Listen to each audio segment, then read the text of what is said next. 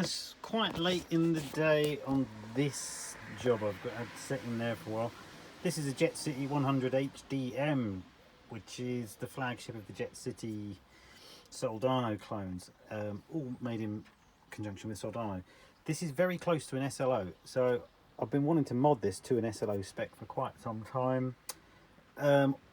But there are a few little wee issues with this thing that also need addressing whilst we do the modification. If you have a look at some of these resistors, look at that one's been cooked. That one's been cooked. That one's cooked a little bit.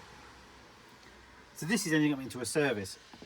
This was revalved when I got hold of it already, and they're good. They're those Sovtecs, they're 5881s, which is what would have come in an SLO. So yeah, what I've done, I've disconnected all the cables from the PCB and labelled everyone. I have pictures as well, but systematically, slowly undid everything from the PCB. You can work on these with the PCB in situ. They're double-sided pads, but I've got so many bits to do. Also got a pile of stuff that needs to be replaced in this to make it to the SLO spec rather than, this is nearer a hot rod I believe, but it's a bit dark and needs a bit more bite and treble, so I wanted to get this. So it's only a few values. We'll go through what actual values change in the front end. It's literally 3 capacitors changing, and we change the value of the volume, the gain controls. That's it. Or was it the volume controls? I think it's the gains. We'll have a look at the schematic later, but like I said, oh yeah, there's another one in here. Look at that, R16. Look at, it's all cracked. This is not my soldering. This is factory soldering. I mean, these are dirt shit. These, well, they were. They don't make them anymore. These are Chinese copies, licensed copies of Soldanos, which are £3,000 upwards. So these probably will go up in value because they don't make them anymore, because now Soldanos are owned by a different, as a parent company. All a bit of fun, but like I say, this will need a bit more work than just the mod. So we'll go through all of those burnt out resistors, get those changed, and then we'll go to the modification. Cool. Okay, so we're back with the JCA100HDM with conversion to SLO Soldano specs. What have we done? Okay, so here is the circuit diagram with the mods required to turn the JC. You can do this to the 50 watt as well, but this mine's the 100 watt. This is actually the 50 watt circuit diagram with the changes, freely available on the internet, but it's exactly the same as the 100. So what we've had to do, we've had to change R42, which is a 1 meg, was a 1 meg, it's now 470k, which is the resistor. Oh, and C28 from 270 to 470 picofarads. We're changing the 1 meg pot to a 500k, so we're dropping the resistance there and dropping the resistance here. So you would have had a 1 meg pot and a 1 meg resistor. So this is going to should let a bit more gain through and more treble as well. So we should find it a bit more bitey. So where are we? C28 R42, which is these two here. So the original caps that were in here were these little ceramic feathers, and I've replaced them with these ones. I can't remember what they've used. So from what I can tell, everything by standard in this head is actually, apart from these grey ones, all the blue ones, they are 1% metal film caps. So they did not skimp on this beast at all. So everything is pretty it's going to be accurate to and consistent between all the heads. These will probably also be metal film actually, but they'll be I believe there might even be 2 watt ones. Those. These all look like 1 watt resistors. Oh, I've used carbon comp, good quality ones, mine. For my circuit there. So yeah, R41, C27. So yeah, this group of 4 things here. This is your normal preamp and your overdrive preamp. They're all getting slightly different, all getting reduced values. And also the one that got changed is C21, which originally would have been, where are you, Focus, a 470 pico. It's now 1 nanofarad. Now that originally was like one of the little ceramic discs. I had an orange drop, so I thought, what the hey, they apparently sound better. Your mileage may vary, but it's a good cap, so I've replaced it with that one as well. Yeah, there's not many changes. It's literally those 5 component changes. So yeah, change the pots now. They are now 500k logarithmic. And the only other one that you have to change is the plate resistor for V4, which is going to drive your tone stack. It goes from a 100k to a 220k. So that's giving it, or it's then, sorry, actually, that's driving the second stage of V4. So it's coming in, the signal comes in here after the return. If you're not using it, just go straight through. It goes from the grid up onto the plate, comes, so your signal goes there, sees this resistor. Now it used to be 100k, it's now 220, so it's gone up in resistance. Therefore more signal will want to come this way. And it comes around, it goes into the grid of the second stage of V4. Now if you notice, the actual signal is not going to go up the plate. It's got a cathode follower, which means it is a lower impedance to drive tone stack. So it's coming off of the cathode as opposed to the plate. Anyway, that's all it's done. And this is what's done here. Where would I change the plate? Oh yeah, there's the plate going on to V4. So yeah, really tidy amps these, really impressed. Really made double-sided circuit board. Yeah, so I think I did mention in the other video on investigation of this board. So there are a couple of things I'm going to need to do as sort of servicing on it. Now if we notice over here, C10 and C11, V5, that is going to be your phase inverter. Yeah, and there's your 2 block, forget the name for them, coupling caps off to drive the power stage, 0.022s. But so you look at these resistors next to them, they are pretty baked. Now I have ordered some 2-watt resistors to replace those, because obviously these are not dissipating the heat well enough and they are getting warm. There's not the only ones in this circuit. Let me see if I'm just looking, I'm trying to look through the camera, but if I look in the real one, so you've got those 2 that are a bit baked off. R23, I can't remember where that is in the circuit. What are you doing? R23, R24's there. Oh yeah, that's the cathode. Right, okay, that's 100k, and that's the cathode capacitor coming off to drive the going off to drive the tone stack. Yeah, that's going to ground, and that's dissipating a lot of heat as well, obviously. So I've got a 2-watt resistor to replace that one, so they'll be able to handle and dissipate any heat that they're getting into them. So, because yeah, these could then, them getting this hot, they could drift and then give you some inconsistencies. Also, this fella here, look at the state of that. That's factory, and that's dying.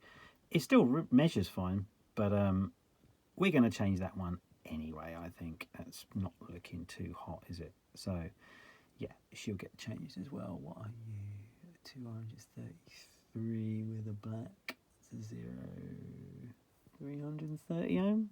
Yeah, 330 ohm. Yeah, so I'm just waiting on those. Ooh, looking a bit not too toasty, but yeah. So what we'll do, we shall also, whilst we're here, we'll service it properly. Anything that's looking a bit toasty will get changed too. So I'll see you back when I've got those and they've been changed. Okay, new parts arrived, new parts are in. Got a bigger resistor here. All the ones that were getting cooked off have been replaced with bigger ones. 82k, 100k on the phase inverter side, and this 100k resistor here, that one's a bit toasted, so we've changed that one as well. I can't see any more that need changing. Cool, that's it. I got sent a 5 watt 33 ohm resistor. A little bit overkill, but that's all I've got. This is my amp, it's not a customer's. If it was a customer's, I'd get the correct rating one, maybe slightly higher. But yeah, 5 watt is somewhat overkill there, but it's what I've got. It'll do the job, and I just can't wait to get this amp fired up. So I'm sick of not playing it. So here we go. Time to put it back together. Okay, she's back in the chassis. All the flying cables have been soldered in. I will tidy them up first, but well, before I tidy them up, we need to test and make sure I've made no silly boo-boos. This is where a variac comes in really handy, because I can bring the voltage up slowly and see if I've made any mistakes. They should become quite apparent quite soon. So amp is on, power on the variac. Bring in some voltage. 52 volts. I've got no, oh yeah, there's no valves in there at the moment. It's completely empty. So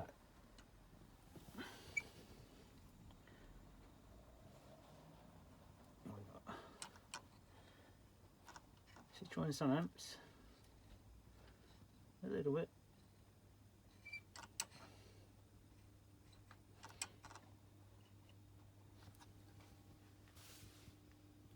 Some hum. Nothing's going pop. Yeah, barely drawing anything. I'm only going up to 220 volts. That's close enough for now. Gives us a clue. So right, we dial it back down to nout. Take it off standby. We can also measure all our currents and stuff now.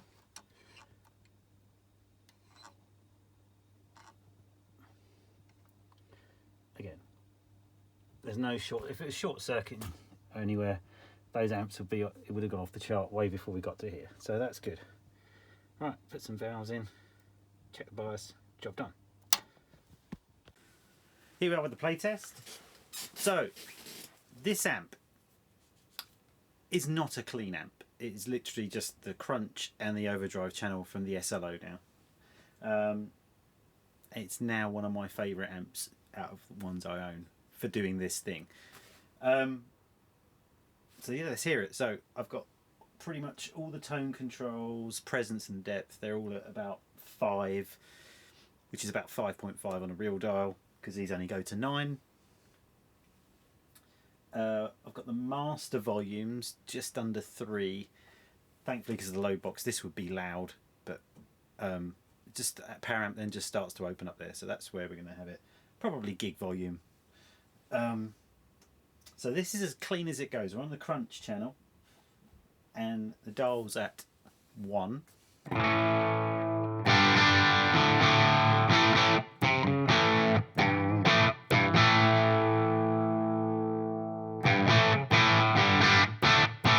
So if we bring up the depth,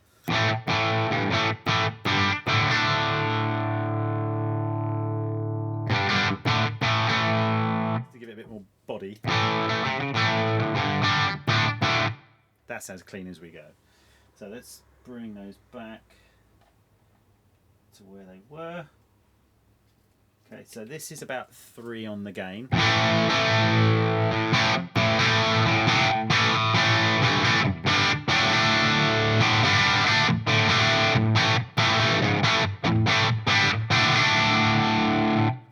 It's like a great classic Marshall sound. I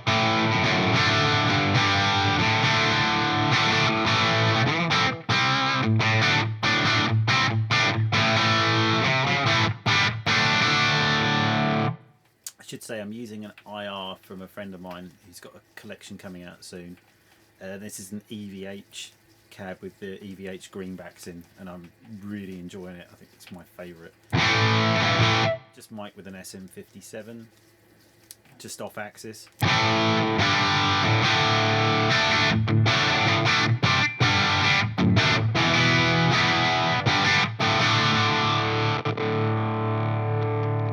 to fix this volume control.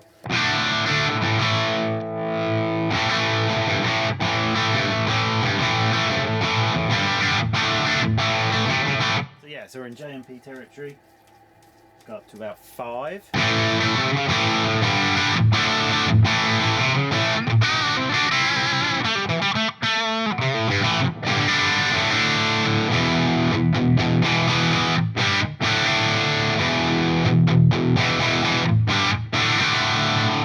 Well, we're definitely in 800, sort of 2203. Just max it out.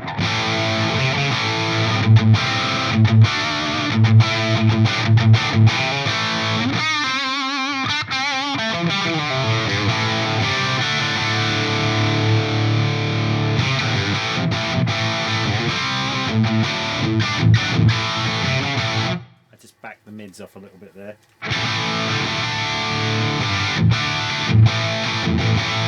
And now we're in that classic modded Marshall 80s thing.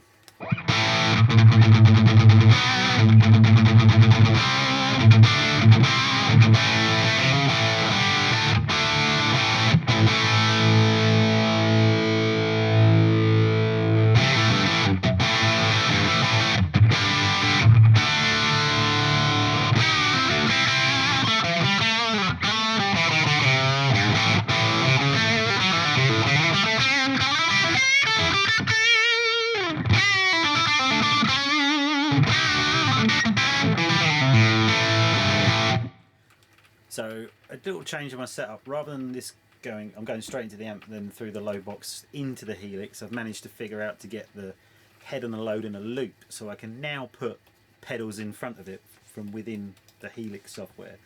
So let's just stick a classic tube screamer in there with the gain dialed off, the volume boosted, and this is what this sounds like.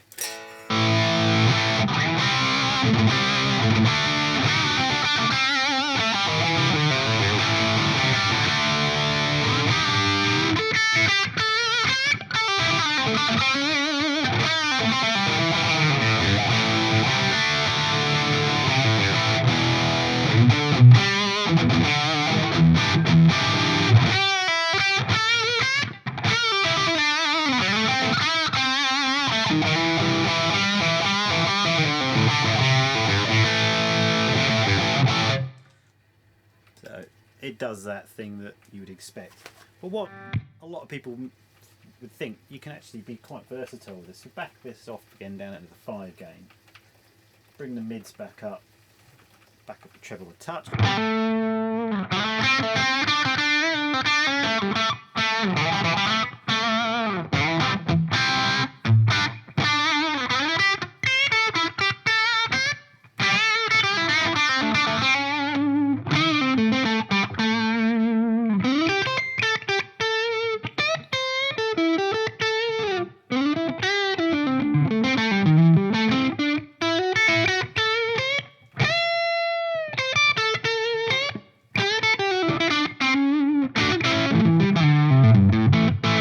You can see why like guys like Knopfler, Clapton and Gary Moore use these amps for even blues. Like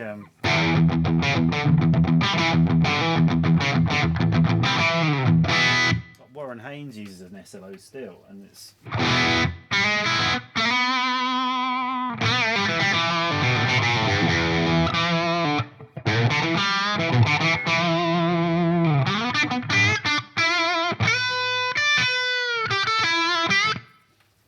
a killer blues sound. Love it. Bit more gain.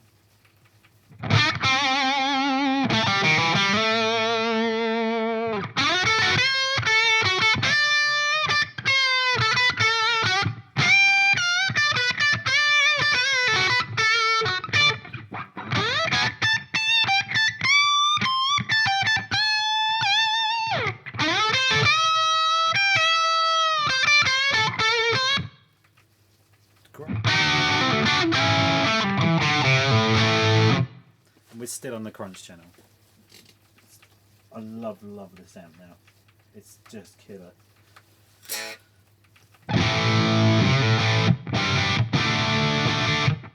And if you back off the middle and the treble, the tone controls on this are really powerful. It's a nice thick wall. It's still got like bite, and that's what I had a problem with the original circuit on this. It was just a little bit woolly and didn't have that searing cut to it.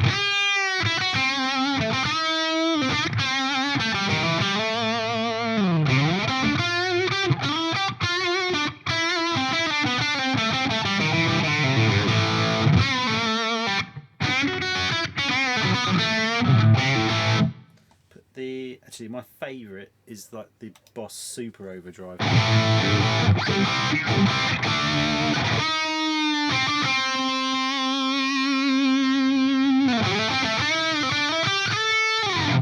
I've got it with a little bit more gain on it than the Tube Screamer.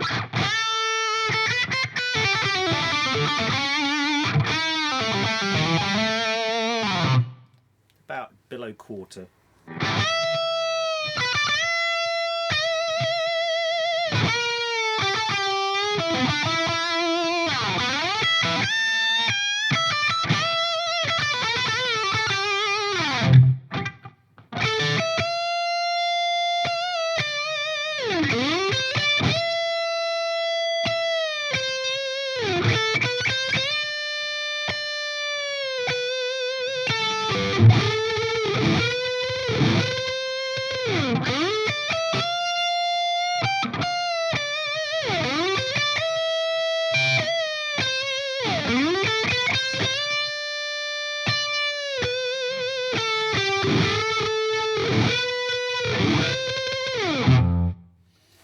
Enough of that.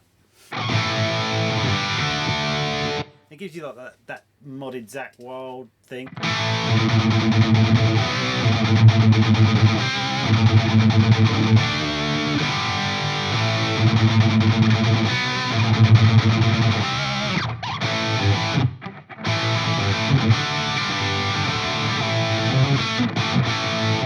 Actually, with the overdrive on the crunch channel, let's go to the lead.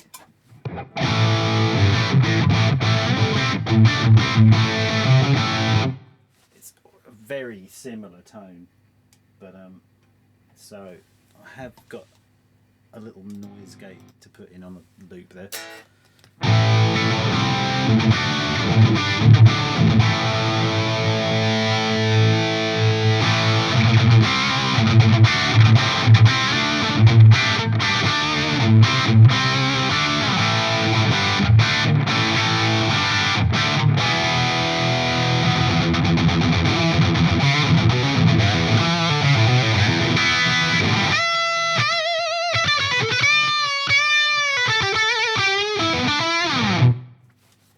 Wicked, wicked, wicked. Love it.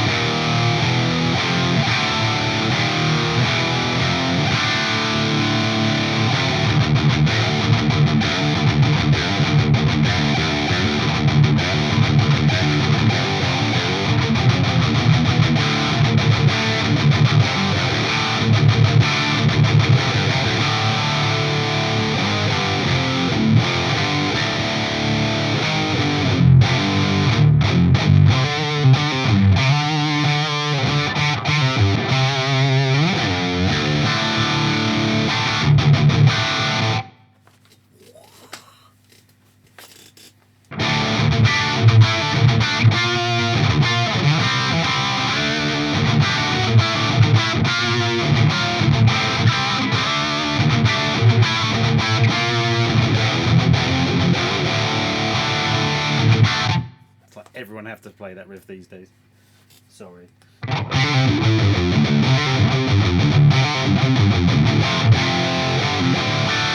Should say that's gain on 5. She does get a bit noisy.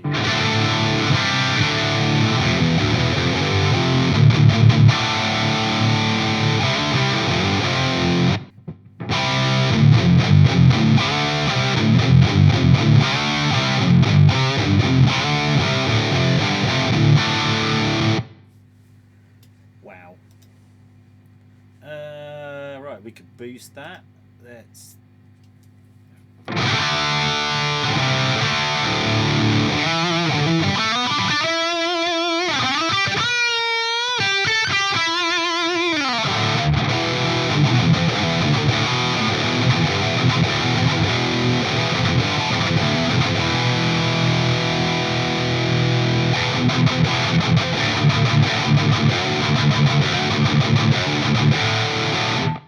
With the Boss Super Overdrive, and I've put the gain down to 3.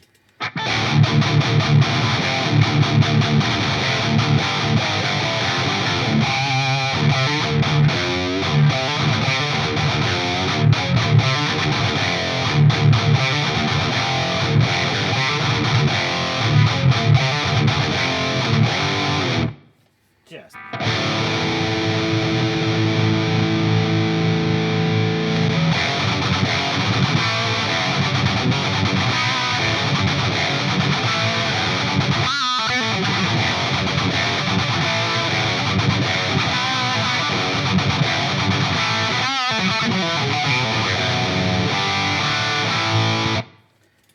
So that's that without any effects on. Now, as you can tell by the grill, this amp was bought because one of my favourite tones, everyone goes on about the Brown sound, my favourite Van Halen tone personally was from For Unlawful Carnal Knowledge.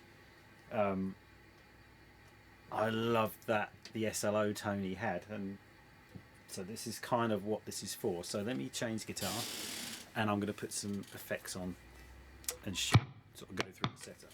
So I've got my Ernie Ball Sterling. Amp is set, so we're on the Overdrive channel. Gain's about 5.5, 6, bass 6, middle 3, treble about 5 and a bit. Presence and depth are in the 5.5. So we're going. The guitar's going into the Helix. I've then got a graphic EQ with a slight mid bump, just to filter off a little low end from that. I don't know if Eddie did that. I know he has done it in the past. Then we're going out of the Helix into the amp, into the low, back in. I've got a noise gate on, got the IR, and then we've got a pitch shift doing the just the like 6 or 7 cents up and then down on either side, panned hard left and right.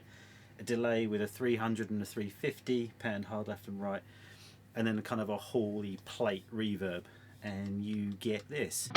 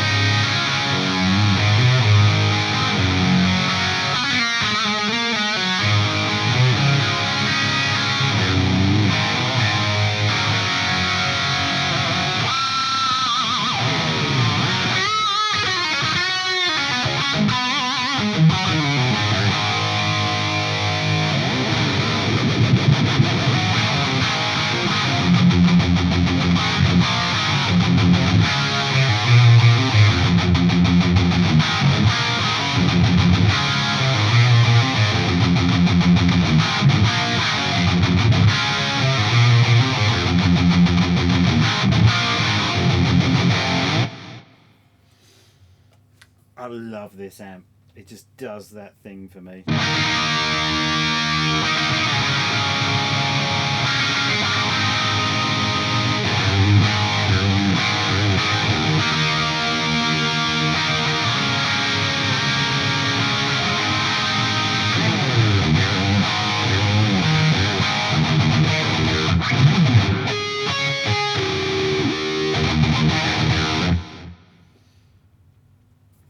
I'm a happy bunny.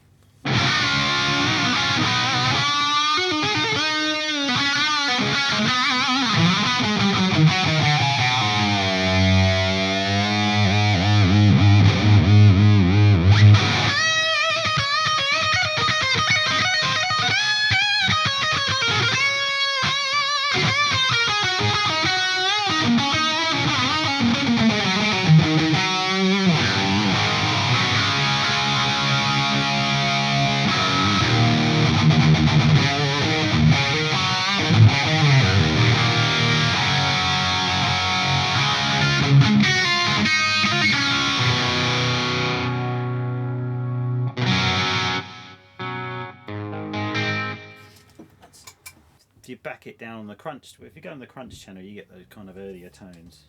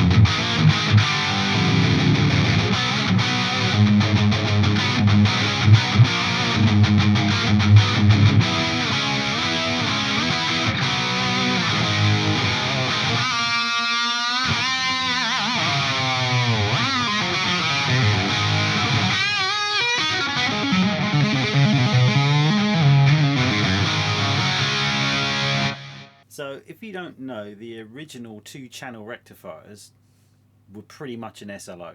They just had 2 separate tone controls. So this is getting more to putting this more into the SLO spec. This actually is very much, I used to have a 1995 dual rec with 2-channel. I can't remember what rev that would be, F or G maybe. And this really scratches that itch for that kind of tone as well. So I was always on the hunt for one, but I kind of don't really want one now. I'm quite happy with this. It gets that early rectifier sound that I want. Maybe a bit tighter, but it's got that low end very much like.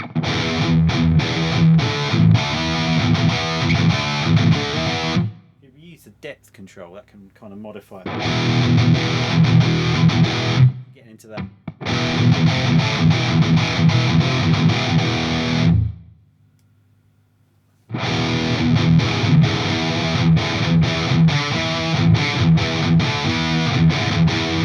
If I change the IR to one of my Metallica ones,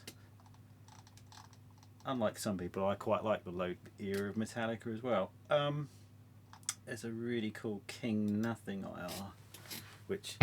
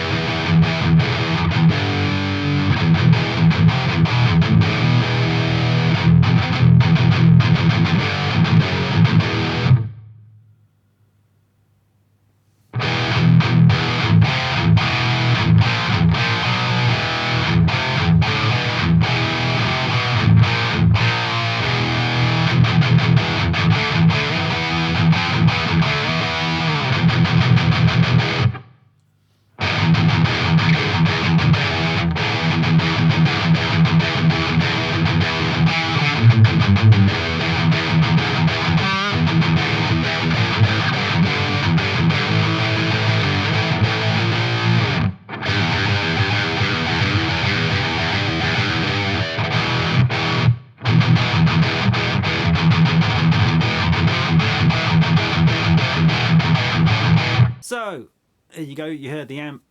I love it. Hopefully you like it as well and you enjoyed that. If you stuck it out this far, why not click on the like, and if you enjoy this video, give it a subscribe, hit the bell notification icon.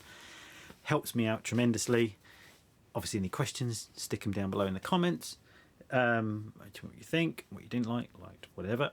To conclude, I love this amp. It's a keeper for many reasons. I think you could hear it covers so much ground, a lot of tones that are nice to have in your arsenal. Yes, I've got the MP1 and I've got the Studio Pre. I think this has its place with them.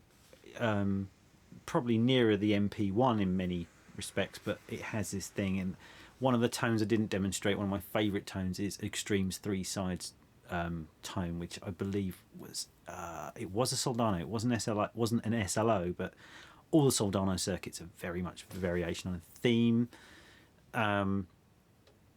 I do love this amp now, and if you can find one, I highly recommend picking one up. For the value for money they are, it's incredible. And the mod's about £5 worth of parts, maybe 10 depending on what quality of parts you want to get for it. I think some of the cap selections are quite important to get those things, because one of them was a you want to get the best ceramics and polypropylene ones you can get, really. I think they do make a difference. Some electronic values are electronic values. A lot of people get really anal about what components they're going to use and such, but I don't think it makes too much of a difference. It might make a small one if it's in the signal, but that's up to you how far you want to take it. Obviously, if you're going to do this yourself, take all precautions, make sure it is discharged, or your capacitor discharged, and you know how to do that.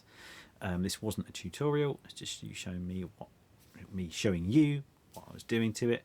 Like I said, this is one of my personal amps, this is not a customer's. I may do some more videos with it later on, especially in the Metallica series. As you heard, I was using it to get that load era tone, and I think I'll do more on that later.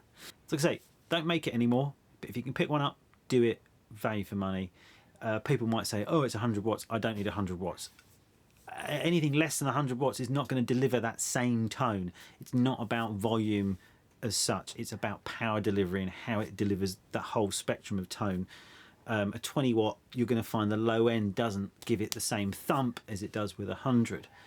Is that useful? Maybe. Obviously you're going to filter out a lot of that when you're recording. You don't need that much low end in a recording, but live it's nice to have that flap in your trousers anyway. Yeah, what else? There's not much else to say, really. Again, thanks for watching. Any questions, stick them down below. Any suggestions for videos, stick them down below. Send me a message on the discussions. I think that's on my main page. I've got a couple of videos. I've had a few suggestions. Someone challenged me to get the clean Metallica tone. Yeah, you think it's easy. It's not. I will be doing a video on that. I've had loads of questions how I got the Injustice for All. I'll do a video on how that was set up, settings and such. And thanks for watching. Thanks for getting me over 100 subscribers. Have a great new year ahead. Let's hope this coronavirus goes away. I want to say something rude, and we can all get back to normal, get gigging and making noise again. Thanks for watching. See you later.